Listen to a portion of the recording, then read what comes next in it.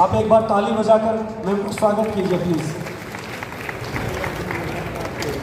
आदिवासी समाज का प्रोग्राम चाहे सुदूर मणिपुर में हो, झारखंड में हो, कहीं भी मैम पहुंच जाती है। यह आदिवासी समुदाय के लिए गर्व की बात है। मैम प्लीज़ आप अपने विचार रखिए प्लीज़।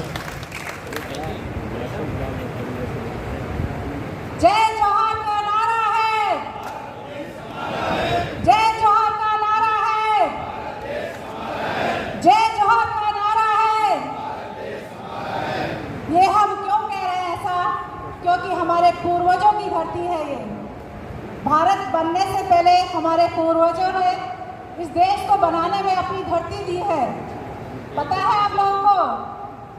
इसीलिए हमें आदिवासी कहा जाता है। आदिवासी यानी जो आदिम काल से या सबसे प्राचीन काल से या प्रारंभिक काल से इस धरती पे जो रहने वाला है। हम उन्हीं पूर्वजों के वंशज हैं। इसीलिए हम अपने आप को आदिवासी कहलाना गौरव समझते हैं। और ये जो आदिवासी दिवस है, विश्व आदिवासी दिवस, ये हमारी अस्मिताओं का, हमारी पहचान का, हमारे अस्तित्व का, हमारे पुरखों के बलिदानों का, संघर्षों का, और उन्होंने जो यातनाएं सही है और हमारे लिए जो पहचान बनाई है, उन सब का एक सिंबल है, एक प्रतीक है, एक बहुत बड़ा उत्सव है। यह अंतर्राष्ट्रीय महाउत्सव है। अंतर्राष्ट्रीय इसलिए बोल रही हूँ क्योंकि ये 190 देशों में मनाया जा रहा है। पता है आप लोगों को, विश्व में हर देश में आदिवासी रहते हैं और हमारी जो आबादी है वो लगभग 50 करोड़ से भी ज़्यादा है। और आप लोगों को जानकर सबसे ज़्यादा गर्व होगा कि भारत में सबसे ज़्यादा आदिवासी रहते हैं। संसार के सबसे ज़्यादा आदिवासी भारत में रहते हैं। और भारत में रहने वाले आदिवासी 781 तरह के समाज, समुदाय और कबीले हैं। पता है आप लोगों को? और ये दिल्ली विश्वविद्यालय में जो प्रोग्राम हो रहा है, ये बेहद गौरवशाली प्रोग्राम है। एक लीडर अपने कबीले का संचालन कर सकता है तो आप वो संचालक है अपने अपने कबीले का, अपने अपने समाज का। भेड़े कभी युद्ध नहीं लड़ती है, शेर युद्ध लड़ा करते हैं या शेरनियाँ युद्ध लड़ा करती है। तो आप उन सब का प्रतीक है। हमें भीड़ नहीं चाहिए।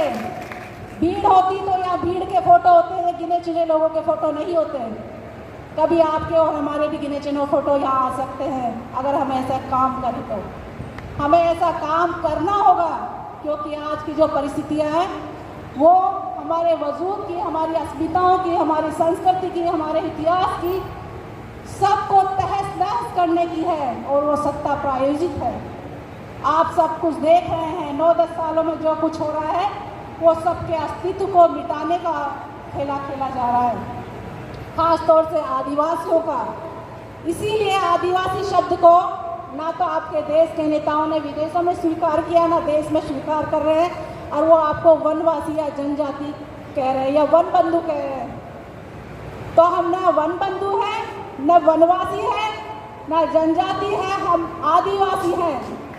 संविधान से पहले भी हम आदिवासी थे, संविधान नहीं रहेगा तो भी हम आदिवासी रहेंगे। और ये हमारे पूर्वजों ने अपने संघर्षों से, अपने खून पसीने से ये पहचान हमारे लिए स्थापित की है और इसका हमें बेहद गर्व है। मैं बताना चाहूँगी कि हमारे पूर्वजों ने जो इतिहास गढ़ा है, गौरवशाली इतिहास। आप मीणा समाज से हैं और मीणा समाज का राजस्थान में बहुत बड़ा इतिहास है। राजस्थान से आगे निकलेंगे तो दिल्ली में भी है। लाल किले का जो अस्तित्व है वो आपके पूर्वजों ने ही गढ़ा था, उसकी नींव आपके पूर्वजों ने लगाई थी। अगर आप इतिहास तक पहुँचेंगे, उससे आगे जाएंगे तो सैंधव सभ्यता में जुड़ जाएंगे। आचार्य मोतीराम कंगाली गौंड समाज के बहुत बड़े आचार्य रहे हैं, विद्वान रहे हैं, बहुत बड़े साहित्यकार रहे हैं। उन्होंने सैंधव लिपि का गोंडी में उद्वाचन नाम की पुस्तक लिखी है। और राम सिंह सेवरा जी जो मीणा समाज के, उन्होंने भी सैंधव सभ्यता पे एक पुस्तक लिखी है। उस सब में भील, मीणा, गोंड, असुर, उराव और अन्य कई जनजातियों या आदिवासियों का उल्लेख है कि वो सिंधु सभ्यता के वंशज थे, वारिस थे या दावेदार थे या मालिक थे।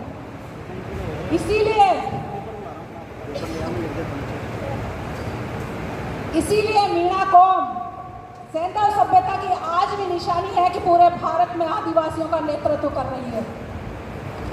वो सैंधव सभ्यता के ही गुण हैं जो आपको पूर्वजों से मिले हैं।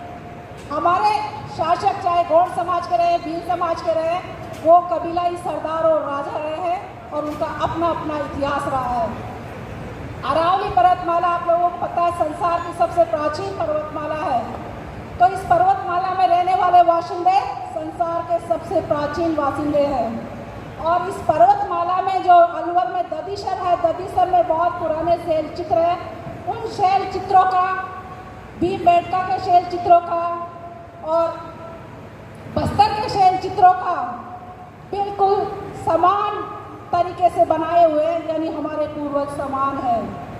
ये मैं नहीं कह रही, बस्तर से, महाराष्ट्र से और छत्तीसगढ़ से आए हुए बहुत बड़े बड़े विद्वानों ने अपने शोध से, और अलाइव वृत्त नाम का एक चैनल है, वो चैनल वाले ट्राइबल कॉलम के प्रोग्राम में जयपुर आए थे और उन्होंने सर्च किया था 3-4 दिन। तो उन्होंने खुद ने बताया कि आपके पूर्वज लगभग 50,000 साल पहले वो शैल चित्र बना के गए हैं जो हमारी अस्मिताओं को बयां कर रहे हैं कि ये धरती हमारे पूर्वजों की है। मैं थोड़ा बताना चाहूँगा आपको, संविधान ने जो हमें अनुसूचित जनजाति नाम दिया है या पहचान दी है, ये स्थायी पहचान नहीं है, ये अस्थायी है। ये कभी भी आपसे छीनी जा सकती है, लेकिन आदिवासी जो पहचान वो स्थायी पहचान है, वो ISI मार्क है, वो आपसे कोई नहीं छीन सकता। क्योंकि आदिवासी वो है जो आदिवासी माँ बाप के संसर्ग से पैदा होता है। जनजाति वो है, जैसे मणिपुर में मैतेई बनाई गई है वैसे और भी बनाई जाएगी। आज कुकी आदिवासियों के खिलाफ मैतेई को पैदा किया गया है, जो जनजाति के कोई या आदिवासी के कोई गुण या संस्कृति या भाषा नहीं रखती, उनकी कोई वैसी परंपराएं नहीं है।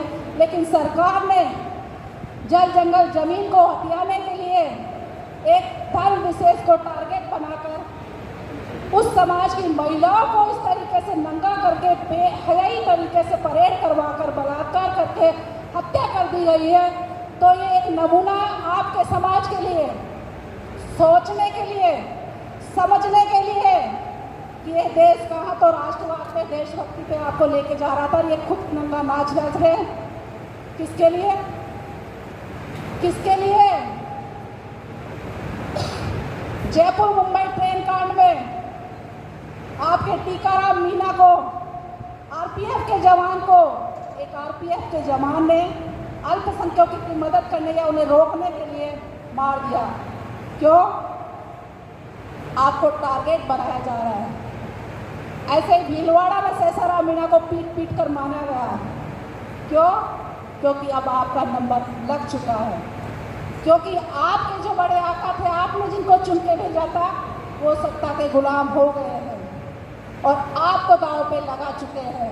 इसीलिए वो कभी आदिवासी या ट्राइबल कॉलम पर कभी बात नहीं करते। हमें अगर बचना है, हमारी पीढ़ियों को बचाना है, तो जनगणना में ट्राइबल कॉलम की डिमांड करनी होगी हमें। मैं अपना दायित्व समझती हूँ, अपना कर्तव्य समझती हूँ और मैंने अपना पूरा जीवन जी लिया। मैं समाज के लिए जीना चाह रही हूँ, इसीलिए मैं अपनी जान को दांव पे लगाकर समाज के हक में बोल रही हूँ। क्योंकि आदिवासी समाज को बचाना है तो हमें अपनी पहचान के लिए ट्राइबल कॉलम लेना होगा, जो ब्रिटिश गवर्नमेंट ने हमें 1841 से लेकर 1941 तक हमें दे रखा था, लगभग 70 साल तक। कभी हमें अबोरिजिनल कहा, कभी अबोरिजिनल कहा, कभी एनिमिस्ट कहा, कभी ट्राइबल रिलीजन कहा, कभी ट्राइबल कहा 1941 तक। लेकिन देश आज़ाद होता है 1947 में और 1950 में आपका संविधान लागू होता है और संविधान लागू होने के बाद आपकी अस्मिताओं का खेल शुरू हो जाता है खत्म करने का। आपका ट्राइबल कॉलम हटा दिया जाता है। आपका ट्राइबल कॉलम हटा दिया गया तो आपके पास जो कॉलम था आप उसमें टिक मार्क करने लगे। आज हम विश्व आदिवासी दिवस मना रहे हैं। क्या मना रहे हैं? आदिवासी दिवस। लेकिन हम जब कोई फॉर्म भरते हैं तो रिलीजन का कौन सा कॉलम भरते हैं या टिक करते हैं? सोचिए, आप दिल्ली विश्वविद्यालय के छात्र हैं, शोधार्थी हैं, मेरे वरिष्ठ समाज के प्रतिनिधि हैं, वरिष्ठ समाज को सेवाएं देने वाले, वरिष्ठ अनुभव वाले बुद्धिजीवी हैं। आप सभी ने देखा होगा हमारी अस्मिताओं के साथ बहुत बड़ा खेला खेला गया है, हमारी पॉलिश की गई है, हमें जैसा चाह बनाया गया है। लेकिन अब हमें अपनी जड़ों की ओर लौटना होगा कि हमारे पूर्वजों ने हमारे लिए क्या अस्तित्व गढ़ा था और वो क्या सोच के संघर्ष करे थे, क्या सोच के लहू बहाए थे। और अनुसूचित जनजाति में जब हमें शामिल किया गया था, संविधान बनने के साथ 1950 में नहीं 1956 में लागू किया गया था। हमें पता है ना आप लोगों को। अधिकतर लोग कहते हैं संविधान के साथ आपको आरक्षण मिल गया, लेकिन वो बेवकूफ़ या चालाक लोग हैं जो आपको ऐसा कहते हैं 50 में तो आपको शामिल ही नहीं किया गया था जनजाति में, तो आरक्षण कहाँ से मिला? और क्या वो आरक्षण आज भी सही रूप में लागू हुआ? संदेशा मैडम ने कहा कि किसी के साथ कोई भेदभाव हुआ हो तो बताइए। मैं कहती हूँ किसी के साथ नहीं, पूरे आदिवासी समाज के साथ हमेशा से भेदभाव होता रहा है। हर व्यक्ति के साथ, हर महिला के साथ, खास तौर से आदिवासी के साथ होता रहा है। सबसे बड़ा भेदभाव हमारी जयपाल सिंह मुंडा हमारे आका थे, उन्होंने संविधान सभा में आदिवासी शब्द रखने की मांग की थी, अनुसूचित जनजाति रखने की मांग नहीं की थी। वहाँ पर भी खेला हुआ अनुसूचित जनजाति के रूप में। जयपाल सिंह मुंडा, आज हम आज़ादी का अमृत महोत्सव मना रहे हैं। हमारे समाज से ही राष्ट्रपति चुनी गई है, संताली समाज से आदिवासी महिला बहुत बड़ी मतलब समाज की सेविका भी रही है, बहुत उन्होंने सेवाएं दी है। तो सोचिए, मणिपुर जैसे भयावह कांड में उनके 2 शब्द अभी तक सुनाई नहीं दिए। एक महिला होकर वो महिला के लिए नहीं बोल सकती, आदिवासी समाज के लिए नहीं बोल सकती। मणिपुर में जो राज्यपाल है अनुसुईया उइके, वो भी आदिवासी समाज से है। तो सोचिए, सत्ता ने आपके अपने समाज के ऐसे ऐसे चुन चुन के ठेकेदार बैठा रखे हैं जो कठपुतली बने रहेंगे, आप उनकी तरफ देखते रहेंगे और खेला कुछ और ही हो जाएगा। और खेला मैं बता रही हूँ, खेला क्या हुआ है मणिपुर में। और दूसरे खेला आपको सोशल मीडिया से युवा पीढ़ी को भ्रमित करने के लिए लगा दिया गया सीमा अग्रवाला सचिन मीणा के द्वारा, कि सचिन मीणा ने उससे प्यार किया और उसने उससे प्यार किया और 4 बच्चों को लेकर वो आ गई। और देखिए, बजरंग दल, शक्ति वाहिनी, आरएसएस के हजारों संगठनों ने उनको स्वीकार कर लिया, आज तक कुछ नहीं हुआ उनके साथ। लेकिन आपका टीकाराम मारा गया ट्रेन के अंदर। सोचिए ये खेला क्या हो रहा है।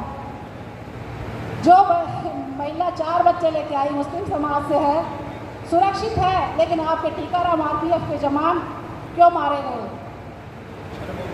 खेला ये खेला गया है कि 2023 का वन अधिकार कानून पारित कर दिया गया है, जो आज तक आपके पुरखों के बलिदानों के संघर्षों के कारण आपको 2006 में या उससे पहले के वन अधिकार कानून के तहत आपको मिला हुआ था कि जल जंगल जमीन पर आदिवासियों का हक अधिकार रहेगा। लेकिन अब सरकार ने वो गुपचुप तरीके से या उस कानून के तरीके से आपसे वन अधिकार के कानून छीन लिए है, आपका पैसा कानून की पावर छीन ली है, अनुसूची 5 और 6 के अधिकार भी उस तरीके से छीन लिए हैं। और आपकी जो आरक्षण की जो व्यवस्था थी वो तो प्राइवेट कर करके छीन ही चुके हैं। और आदिवासी समाज के साथ सबसे बड़ा खेला बीजेपी ने किया था 13 पॉइंट रोस्टर। आप लोगों ने ज़मीन पे आकर संघर्ष किया था ना उसके लिए। दिल्ली विश्वविद्यालय के विद्यार्थियों ने, प्रोफेसर्स ने, बुद्धिजीवियों ने, हर समाज ने किया था। और उसका जीता जाता और जिंदा उदाहरण मैं हूँ, जो आज चिंगारी बन गई हूँ, इस समाज की चिंगारी, इस समाज की मशाल। इसीलिए मैं अपनी भाषा और संस्कृति और इतिहास पे काम कर रही हूँ। मैंने साहित्य में लेखन का पदार्पण किया तो मैंने जाना लोगों से कि आपकी भाषा क्या, आपकी संस्कृति क्या। मैंने अपने लोगों से पूछा, जाना, कोई नहीं बता पाया। मेरे बड़े बुजुर्गों से जो अनपढ़ थे, जो गांव के थे, जिनके पास वाचिक परंपरा का बहुत बड़ा भंडार था, मैं उनके पास गई। उन्होंने बताया, बेटा आपकी भाषा है, आपड़ा बड़का बोल कर गया है, या गुड़ी आथुड़ी का दड़ी पहली सगड़ा को बोलो करजो, पाछे मारो करजो। आपके भी बड़े के ऐसे ही बोलते होंगे, तनुज्ञा दनात्या को दड़ी पहली सगड़ा को बोलो करजो, पाछे माँ को करजो। अब ये तनुज्ञा दनात्या को दड़ी कौन से भाई है? छोरे टाओ और नया होके बताओ दिखा, तनुज्ञा कौन से, दनात्या कौन से? तनुज्ञा यानी सूर्य, दनात्या यानी चंद्रमा, यानी प्रकृति को संबोधित करते थे कि हे सूर्य, हे चंद्रमा, पहले सबका भला करना, बाद में मेरा करना। ऐसा कहते थे हमारे बुजुर्ग। लेकिन आज जो ये घंटाखोर हो गए हैं, कलावा बांधने वाले हो गए हैं और दंडवत करने वाले हो गए किसी और धर्म के लोगों का, जिनको मतलब पूरी तरह से एजुकेशन भी नहीं है, जिनके पास कोई ज्ञान भी नहीं है, वो 5वीं पास हो या 10वीं फेल हो, लेकिन आप उनसे मुहूर्त निकलवाते हैं, संस्कार करवाते हैं और सारे काम अज्ञानी बनकर आप खुद करते हैं। क्यों? आपके पूर्वजों ने ऐसे किया था? अरे आदिवासी होने की सबसे बड़ी पहचान है कि आपकी अपनी मातृभाषाएं हैं। हर आदिवासी, संसार के सब आदिवासियों की सबसे पहली पहचान है कि उनकी अपनी अपनी मातृभाषाएं और बोलियां हैं। सर ने बताया था कि आदिवासी पूरे संसार में लगभग 5000 समुदाय, समाज और कबीले हैं और उनकी 7000 भाषाएं हैं। इन 7000 भाषाओं में संसार का सबसे प्राचीन ज्ञान भंडार छुपा हुआ है। हमारे पुरखों ने अपने जीवन के अनुभवों से जो ज्ञान अर्जित किया था वो इन मातृभाषाओं में या बोलियों में छुपा हुआ है, जो आज भी जीवंत है, जो आज भी पूरी मानवता के लिए जियो और जीने दो की प्रेरणा दे रहा है। और मीणी भाषा हमारी मातृभाषा है। संपूर्ण मीणा समाज की भाषा मीणी भाषा है। जैसे गौड़ समाज की गौड़ी है, भीलों की भीली है, संतालों की संताली है, वैसे मीणों की मीणी भाषा है, क्योंकि हमारा मातृसत्तात्मक परिवार रहा है। आज भी शादी ब्याह में आप लड़का लड़की के माँ को, दादी को, अम्मानी को वो तो टाड़ो छो, कम टाड़ो, क्यों टाड़ो छो? अतना पढ़ लिया, लिख लिया, विश्वविद्यालय में आ गया, प्रोफेसर बन गया, अधिकारी बन गया, फिर ये था कि माई दादा ने क्यों पूछो छो? क्योंकि था का समाज में मातृसत्तात्मक व्यवस्था थी और छे और रेवली हमेशा।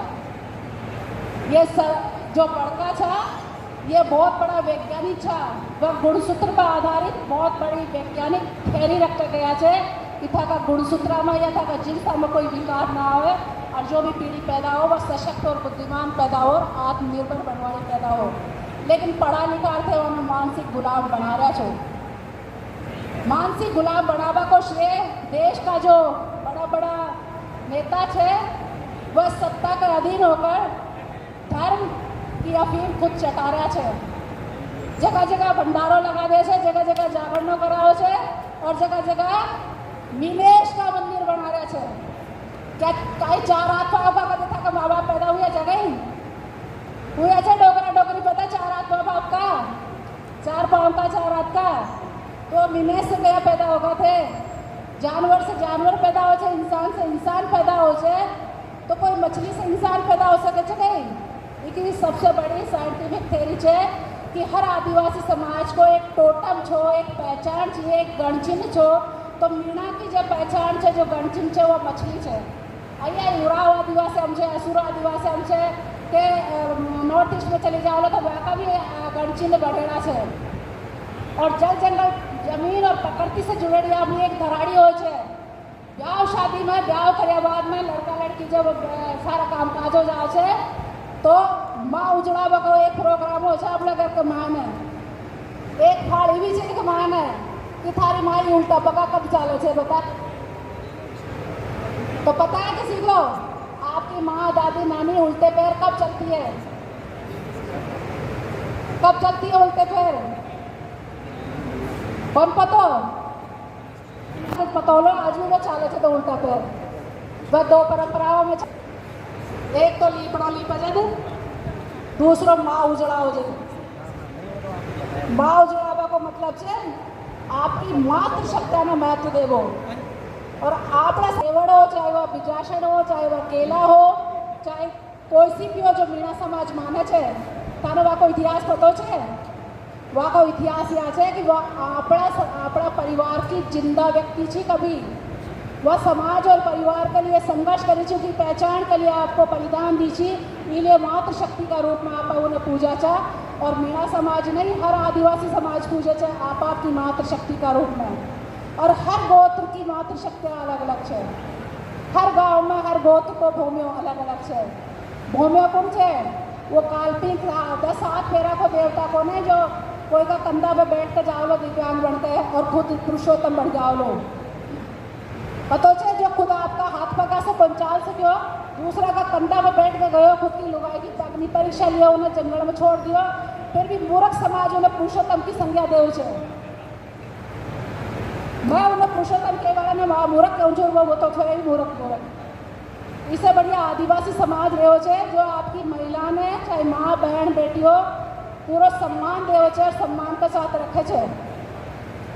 तो थे बड़का की परंपरा ने निभाओ और उनके अनुसार चालो तो आपकी पहचान बचेली। और आदिवासी दिवस मनावा कोई यही उद्देश्य छे कि थे आपकी संस्कृति ने आपकी भाषा ने आपके बड़का की जो पहचान है और इतिहास ने के साथ आवाड़ी पीढ़ी की पहचान ने बचावा के लिए यह सब चीज़ें ने लेते हुए ट्राइबल कोलम की मांग करो और आदिवासी शब्द ने संविधान में जुड़ाओ।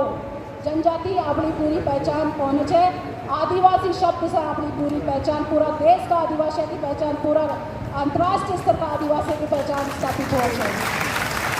सबकी बात करिए थे सबसे अनुरोध है कि ये इनका जगह जगह ज्ञापन दो क्योंकि थे वह बुद्धिजीवी छो जो यह समझ के आए जो कि समाज के लिए बहुत कुछ कर सको छो ने आबाड़ी पीढ़िया के लिए बड़का का बलिदाना के लिए कुछ तो कर ही सको छो ने। आज आप दिल्ली में बैठे रहा था बड़का संघर्ष न करता तो पहुंच पाता कहीं, बढ़ता आप प्रोफेसर बढ़ता कहीं पढ़ता कहीं यूनिवर्सिटी में। आज सारा स्कूल कॉलेज यूनिवर्सिटी बेच दी गई है, प्राइवेट होगा और था तो अब आबाड़ो भविष्य बहुत अंधकार में है। तो ये भविष्य में बचावा के लिए था ने एकजुट होना होलो और हर आदिवासी समाज के साथ संगठित होना होलो और भाषा साहित्य संस्कृति के साथ अपना आपने स्थापित भी करना होलो। मैं ये बात खे ही नहीं रही छू, मैं काम करके भी दिखाई छू। मैं मेरी भाषा साहित्य संस्कृति पर 2 किताब लिख चुकी हूँ। पहली तो वास्तविक साहित्य की पुरखौती परंपराएं और गीत, ये में वह पुरखौती परंपराएं छे जो आप भूल चुके जो विलुप्त होगी लेकिन बड़का बढ़ार गया था वो इतनी सशक्त थी कि आज वह को पालन करा तो बहुत सारी समस्याओं का समाधान हो जाओ लोग। आप देखा देखी मैं मुख्य धारा का या मुख्य धारा जो बोल रहे थे या मुख्य धारा नहीं है गठन की धारा है। आज राजधानी में रह गए थे सांस ले पा रहे छो कहीं जरा सी बारिश आ जाओ तो बाढ़ में फंस जाओ छो थे यह मुख्य धारा है।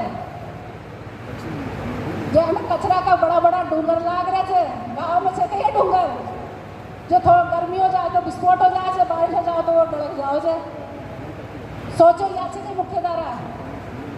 अब दिल्ली में बारिश को नहीं लेकिन बाढ़ आ गई, यहाँ से मुख्य धारा बारिश को नहीं लेकिन बाढ़ आ गई। ये बहुत बड़ी राजनीति और रणनीति है जो आम जनता ने आम लोगों ने बर्बाद करवा दिए और 2024 की तैयारी के लिए इस तरीका की प्लानिंग की जा रही है कि जनता भटकती रहे बेबस होती रहे और कम से कम पैसा में सब कुछ मिलता रहे। अब एक तो मैंने सबसे बाद में समय दिया जो और उनमें भी पर्ची थमावे लगा बाहर से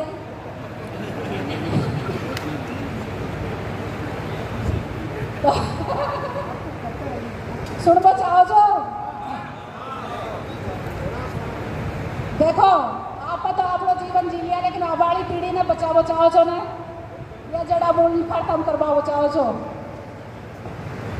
यह सरकार खत्म करवा लाग रही है। ये राष्ट्रपति आदिवासी बनाए थे जब कोविंद राष्ट्रपति बना था तो एट्रोसिटी एक्ट में खत्म करवा के लिए वह तैयार करा था लेकिन था तो जैसे जन समूह सड़का पर आकर संघर्ष करो छो तो वो वापस हुई वो चीज़ कालो एक्ट आयो किसान के लिए तो किसान खुद संघर्ष करा उन्हें बलिदान भी दिया लेकिन वो वापस हुई हो।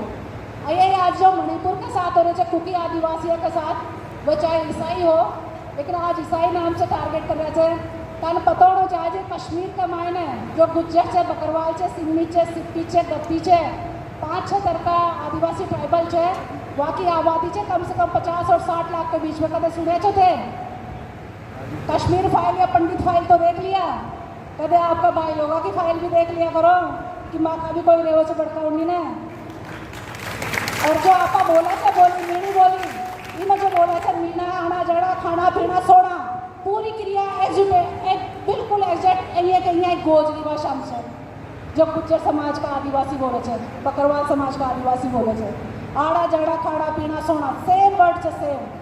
तो अपनी जड़ा तो एक ही आगे ना इंडस वैली से जो जमीन रेगो जी को उनका आसपास रेगो उनको प्रभाव उनके ऊपर आ गो वो पहनाव भी वो तरह क्लाइमेट का हिसाब से पहनावा होगो। तो आपा ने एकजुटता के साथ खड़ो होना होलो और जिया ब्रिटिश गवर्नमेंट आपा ने कॉलम दे रखी थी आपका हिसाब से ये अच्छा दिना की सरकार से या अमृत महोत्सव मनावाली सरकार से या आदिवासी राष्ट्रपति बनावाली सरकार से या तड़ी पार गृह मंत्री से आपने गुहार लगानी होली कि माना आदिवासी ने अपनी पहचान बचावा के जनगणना में ट्राइबल कॉलम दो, ताकि माँ की जनगणनाओं में की जा सके और माँ की पूरी आबादी को पता लग सके कि कितना आदिवासी है। ये जंडी ने मुस्लिम हो मुस्लिमा से बिड़ा दे, जंडी ने ईसाई हो ईसाई से बिड़ा दे, और जंडी ने कोई अब मेवात को खेलो तो थे देख ही लिया ना साहब चेक, मेवात को खेलो तो देख लिया। अब 24 तक बहुत खेला होला, तो यह खेला से सबने बचनो होलो और बचानो होलो, सावधानी से रहना होलो, जीनो होलो, जिगानो होलो। और आदिवासी कौम में वो गुण है कि वो बचा सके और जिला भी सके। और ये उदाहरण तो आमागढ़ का फोर्ट से मैं देख चुकी। एक आह्वान पर 1 लाख की आबादी पूरा मीणा समाज आगो, वो कोटा से आयो, बूंदी से आयो, झालावाड़ से आयो, पूरा राजस्थान का हर डिस्ट्रिक्ट से आयो। भील भाई आया 2 गाड़ियाँ भरते हैं, सब कम है लेकिन बहुत महत्वपूर्ण है। जब मारे जाएंगे फिर क्या करेंगे? अभी जिंदा है क्योंकि आदिवासियों की तरह हमारे साथ कोई रेप या बलात्कार अभी नहीं हुआ, लेकिन हो जाएगा आने वाले समय में। तब न तो मैं बोल पाऊंगी ना आप बचाने आ पाओगे। मैं उन जिंदा लोगों के लिए बोलना चाह रही हूँ, उन जिंदा लोगों के लिए एक अनुरोध करना चाहती हूँ कि अगर आप कहीं अपराध देखते हैं, कहीं ऐसी घटना देखते हैं, उसको रोकने का प्रयास कीजिए और बचने का प्रयास कीजिए, क्योंकि आपके साथ खेला जा रहा है। और खूनी भेड़िए समाज में गैंग के रूप में पैदा किए गए हैं। ऐसी हिंसक वारदातें, ऐसी भयावह वारदातें पहले कभी नहीं होती थी, लेकिन ये अच्छे दिनों की सरकार आपके लिए बहुत भयानक गैंग वार तैयार करके लाई है कि आपको साम दाम दंड भेद से नकेल कसकर आपको हिंदुत्ववादी घेरे में कसा जाए और इस देश को हिंदू राष्ट्र बनाया जाए। 3% की आबादी ब्राह्मणों की है, बाकी तो और लोग हैं ना। और आदिवासियों की जनगणना सर ने बताया और सबको पता है 2011 की जनगणना के अनुसार 8.6% है या 10 कितने करोड़ बता रहे थे। और अभी तो ये जनगणना के 10-12 साल निकल गए हैं, तो हमारी जो कुल आबादी है लगभग 18 या 20 करोड़ के आसपास है। भारत के आदिवासियों की आबादी लगभग, अगर जनगणना ये सही तरीके से करेंगे तो। इसीलिए आदिवासियों को टारगेट बनाकर हर जगह मारा जा रहा है। पेशाब कांड आप लोगों ने देखा, वो कोई आम मूक बधिर नहीं था, कोई पागल आदमी नहीं था, वो अच्छा भला बीजेपी का कार्यकर्ता था जो ये कांड कर रहा था। ये क्या एरोप्लेन वाला कांड नहीं देखा? वीआईपी कोटे में, मतलब ये साजिश है, ये ट्रेनिंग दी गई है कि आपको हर तरीके से अपमानित किया जाए और संविधान की जगह मनुस्मृति को लागू किया जाए। ब्राह्मण, क्षत्रिय, वैश्य, शूद्र, ये मनुवादी व्यवस्था के 4 वर्ण है, तो मीणा समाज इस 3 वर्णों में कहाँ आता है? नहीं आता ना। इसीलिए हम आदिवासी हैं। और हमारे बड़के दिवाली के दिन बड़कों को पानी देते थे, क्यों देते थे? देते हैं ना आपके बड़ों, दिवाली को, 14 को और गोवर्धन को। क्या कोई और वर्ग देता है उस दिन? वो आदिवासी समाज देता है, चाहे वो भील समाज हो चाहे गौड़ समाज हो, क्योंकि उनके पूर्वजों को भी उस टाइम पे मारा गया था। और अमास हमारे लिए पुण्य मानी जाती है, इनके लिए पूनम पुण्य मानी जाती है। हमारी जो परंपराएं थी उनको विपरीत किया है इन्होंने। हमारी परंपराओं के समकक्ष इन्होंने दूसरी परंपरा को खड़ा किया। हमारे जो वास्तविक पुरखा थे, जो हमारे पूजनीय थे, हमारे जो वंदनीय थे, उनके साथ उन्होंने काल्पनिक देवी देवताओं की स्थापना की है। तो उन काल्पनिकता को दूर करना चाहिए, क्योंकि वो काल्पनिकता आपकी मूल पहचान को निगल रही है और आपको अंधभक्ति और धर्म की अफीम खिला रही है। उससे मुक्त होने के लिए आप अपने पूर्वजों का गौरवगान कीजिए। ये मंच पर जो सजाए गए हमारे आका है, हमारे पूर्वज है, हमारी मातृशक्तियाँ हैं। आप अपने आप को कभी छोटा या कमज़ोर महसूस मत कीजिए। कालीबाई मात्र 12 या 13 साल की थी, वो अंग्रेज़ों से भिड़ गई थी। अपने अध्यापक को बचाने के लिए, सेंगाबाई को बचाने के लिए वो अंग्रेज़ों से, वहाँ के जो मारवाड़ कारिंदे थे, आज भी मारवाड़ में जो सबने उदाहरण दिया कि आपको कोई घर नहीं देगा, वही वर्ग, राजपूत वर्ग, मैं खुल के बोलना चाहूँगी, राजपूत वर्ग आज भी शोषण कर रहा है आपका। कार्तिक भील को किसने पीट पीट के मारा? उसी ने मारा ना। तो हर ये करनी सेना, धरनी सेना, हजारों संगठन आपके खिलाफ बनाए गए हैं। आज बड़ीपुर में कुकी समुदाय के साथ मैतेई समुदाय को खड़ा किया, कल मीणा समाज भी इसका टारगेट होगा। मीणा समाज के साथ एक सशक्त वर्ग को खड़ा किया जाएगा एसटी घोषित करके। तो क्या आप लड़ने के लिए तैयार हैं? तो लड़ने के लिए तैयार हो जाइए। जंग चालू हो चुकी है। जंग के मैंने कुछ उदाहरण आपको बताए, बहुत सारे छूट गए होंगे, बहुत सारी साजिशें चल रही होंगी, तो उनसे जानकार रहिए और एक दूसरे को परिचित करवाइए। और आने वाली पीढ़ियों को बचाने के लिए अपनी भाषा, साहित्य, संस्कृति और वाचक परंपरा को सहेजते हुए आने वाली पीढ़ियों के लिए पुरखों का इतिहास भी लिखिए, ताकि हम आने वाले समय में बच्चों को वो ऊर्जा दे के जाए कि आपको हर पल संघर्ष करना होगा, साहस के साथ, जोश के साथ, उमंग के साथ। हमारे पुरखे नाचते गाते खेती कार्य भी कर लेते थे और लड़ाई झगड़े भी कर लेते थे और सारे काम भी निपटा लेते थे। वैसा ही आदिवासी समाज को आज भी बनना होगा, न कि किन्हीं काल्पनिक अध्यात्मों के पीछे पड़ना होगा। ये 2 हाथ और 2 पाँव काफ़ी है। ये भी नहीं हो तो लोग बहुत कुछ कर लेते हैं इनके बिना भी। तो आपका दिमाग स्वस्थ होना चाहिए और आपका मस्तिष्क स्वस्थ होना चाहिए। मैं अपनी पुस्तक का विमोचन यहाँ से करवाना चाहूँगी समाज के बुद्धिजीवियों के समक्ष, ताकि समाज को पता चले कि मेरी भाषा में क्या क्या चीज़ें छुपी हुई है, क्या क्या चीज़ें हमें इकट्ठी करनी है। कुछ तो बूंद बूंद में सहेज पाई, जो सहज पाई वो तो ठीक है, लेकिन जो छूट गई वो आप लोगों की जिम्मेदारी बनती है। जो कि क्योंकि यूथ यहाँ पे, युवा पीढ़ी यहाँ पे, शोधार्थी है, विद्यार्थी यहाँ, अध्यापक यहाँ, प्रोफेसर यहाँ है, तो बहुत सारी चीज़ें हैं जो हमें अब संग्रहित करनी होगी, क्योंकि हमारी भाषा ही हमारी मूल पहचान है। हर आदिवासी समाज की भाषा ही उनकी मूल पहचान है, परंपरा है, संस्कृति है और इतिहास है। बड़कों ने इतिहास भी इसी में छोड़ रखा है। जैसे खोगम का जो इतिहास है, जयपुर में खोगम था, वो चांदा राजाओं के नाम से फेमस है कि 22 पीढ़ियों ने वहाँ शासन किया था। 1002 से लेकर 1011 तक, 47 तक राजा आलन सिंह की कहानियाँ हैं बहुत सारी। उसमें दूल्हे राय नाम का एक, उसकी माँ गोद में लेकर आती है दूल्हे राय को उज्जैन से। वो राजपूत वंश का बच्चा था। राजपूतों में अपने बाप दादाओं को मारकर गति हथियाने का इतिहास है। बनवीर वाली, पन्नादाई वाली कहानी आप लोगों को पता होगी कि क्या हो रहा था तब। उसमें उस बच्चे को उन्होंने पालन पोषण किया, रखा, और वही बच्चा उनका हथियारा बना दूल्हे राय। इसीलिए अपने बड़के एक पंक्ति में उस इतिहास को दोहरा गए। भाणजो कुगेल देवी मामन खागर गाड़ी, बादड़ी को काल से चांदा राज बचा दो, चांदा राज बचा दो। अब इतिहास दर्ज करना है तो आपको ये वाचिक परंपरा का ये गीत बहुत बड़ा सूत्रधार बनेगा। इसमें बहुत बड़ा हजारों सालों का इतिहास का, ऐसे ही बहुत सारे इतिहास के बहुत सारे गीत हैं जो आप लोग दर्ज कीजिए। वाचिक परंपरा में है जो विलुप्त होती जा रही है, जो मिटती जा रही है, क्योंकि हमें जो पढ़ाया जा रहा है वो किसी अन्य भाषाओं में, हम जो पढ़ा रहे हैं वो किसी और भाषा में है, लेकिन हमारी अपनी मातृभाषा छूटती जा रही है। लेकिन गाँव में जो बड़े बुजुर्ग हैं, जो गांव में जो लोग रहते हैं, वो आज भी उन जड़ों से जुड़े हुए, वो भाषा और संस्कृति और साहित्य उनके पास अपार रूप में। उनको भी समय दीजिए, उनसे वो जानकारी इकट्ठी कीजिए और आप अपनी भाषा, साहित्य, संस्कृति और इतिहास के साथ भविष्य में आने वाली पीढ़ियों की पहचान को भी स्थापित करने में एक बहुत बड़ा योगदान देके जाएंगे। बातें बहुत सारी हैं, लेकिन समय की कमी के कारण मैं फिर भी थोड़ा समय खींच गई, क्योंकि आप लोग सुनना चाह रहे थे। आप सभी का तहे दिल से बहुत बहुत आभार, अभिनंदन। और ये मेरे लिए बहुत गौरव वाली बात है कि मैं दिल्ली विश्वविद्यालय के इस सभागार में आकर आप सभी को संबोधित करने का इतना बड़ा अवसर दिया आप सभी ने, और मुझे बुलाया, इतना सम्मान दिया। बहुत बहुत आभार, शुक्रिया और जय जोहार। जय जोहार का नारा है, जय जोहार का नारा है, जय जोहार का नारा है। और ये जय जोहार का अर्थ मैं बताना चाहूँगी। प्रकृति और पुरखाओं को समर्पण देने वाला या उनका आदर देने वाला या उनको सम्मान करने वाला शब्द है जोहार।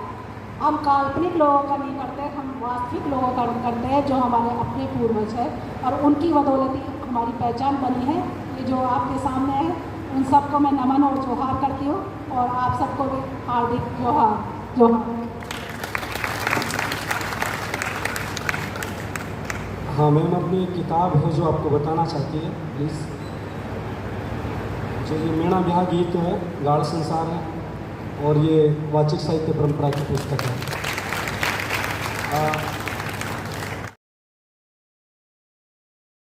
आप एक बार ताली बजाकर मैम स्वागत कीजिए प्लीज़।